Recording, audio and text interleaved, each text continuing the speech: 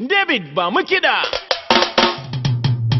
Kai kuji melesi dan bana ya fi na yan Congo.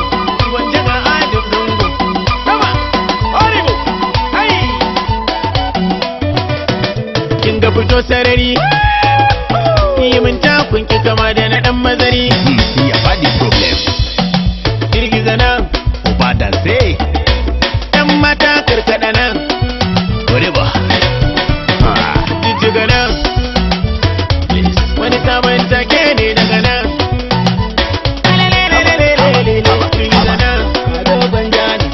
Haba, yan mata karkada nan. Jijjiga nan.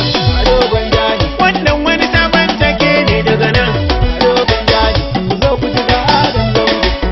Haba, yan mata karfa ku kunyata a dogon ja. Na doka ta ku taka rawar ku kubar ja in ja. Da kujera ta ta tsakar gida na baza babbar haja. Da na doke a sharawa kun yi rawar ku cikin bata ja. Sai taro in ya kai taro ni mata ganja. A dogon ja ne, ni kuma sarkin zance ne. Shi ku akan fuska in kaga cinye sale ne. Kuma ce zuwa da wance ku zo ku ji sabon take karkada nan.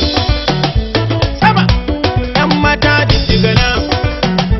Haba, kai, karkada nan. Wannan wani sabon take ne daga nan.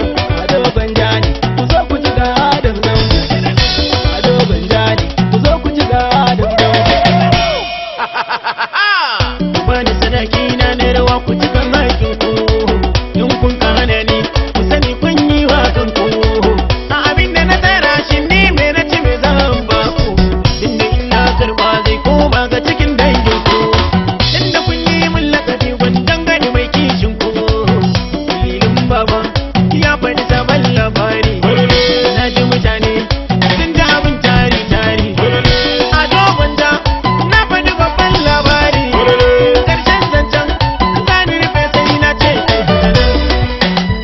haba yan mata daga nan. Sama karkada nan. Wannan wani sabon take ne daga nan. Allah wata waka dalla Adamu zango tare da mata tsala